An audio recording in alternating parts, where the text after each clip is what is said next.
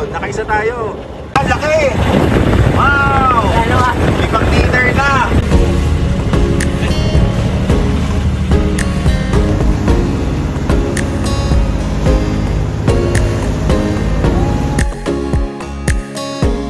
So tayo ay pupunta na ng Linapakan and this is our boat. Ayan, so mga 3 to 4 hours tayo pupunta doon.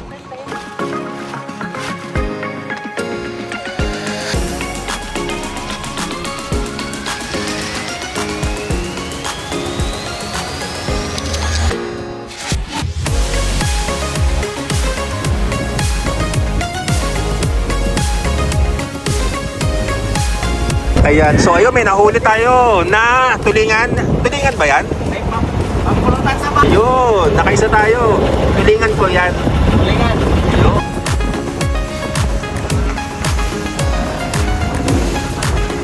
Nahuli ulit. One more fish. Wow, patingin. Wow, laki. Wow. May pang-dinner na.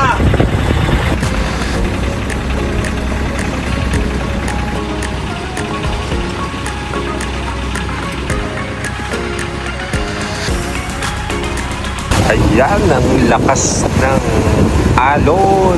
Pero malapit na tayo sa ating first destination dito sa Linapakan. Ayan, kain mo na kami. Ito po ito.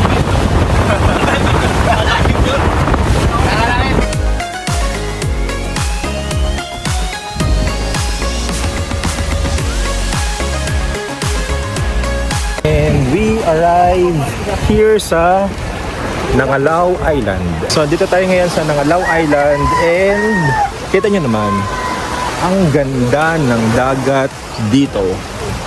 And dumaan lang tayo dito after lunch kasi nagutom talaga kami. Okay, so kami ay umikot lang dito sa Nagalaw. Pero wala dito masyadong mga resort or wala talagang resort. And tayo ay pupunta naman ng ibang island. And tingnan natin kung anong makikita doon. But dito, it's a community. Meron naman mga sari-sari store din dito. Pero ang hirap talaga niyang puntahan.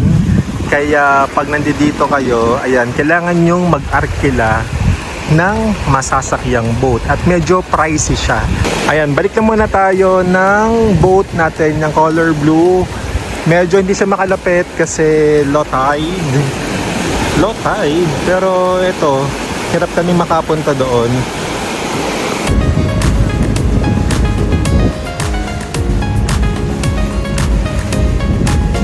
So we are now approaching a new island para makita naman natin kung anong meron dito. And nakita nyo naman medyo kalmado pa ang dagat. Ayan. Pero pag amihan, ayan, masyado siyang malalaki. So very good yung timing natin pagpunta ng mga island dito sa Linapakan. And we are here at the next island called Cabanglawan. Ayan, napakaraming bangka. Ayan, and maganda rin yung sand niya. Tingnan natin kung anong makikita natin sa island ito aside sa mga bangkang ito. Ikot lang tayo dito sa right. Ito, napaka-probinsya feels din talaga. And simpleng buhay lang. Ito ang kanilang well. Ayan, malinis naman yung tubig. Nasa Linapakan pa rin kami, and knowing Linapakan, napakarami ng island na mga barangay. And eto, sinusubukan natin puntahan isa-isa para naman makita natin ang ganda ng Linapakan. Pansin ko lang, laging walang signal. Ako, I'm using Globe, walang signal sa mga island. Kaya i-ready nyo kasi hindi kayo makakakonect. And we are leaving the island. And next will be San Miguel. Kaya lang medyo gagabihin na tayo. Ayan, sobrang linaw ng tubig dito sa island. Kami sa bangka nagpe-prepare ng food. Ayan, so for now, coffee and bread. Pero dun sa other side, meron din doon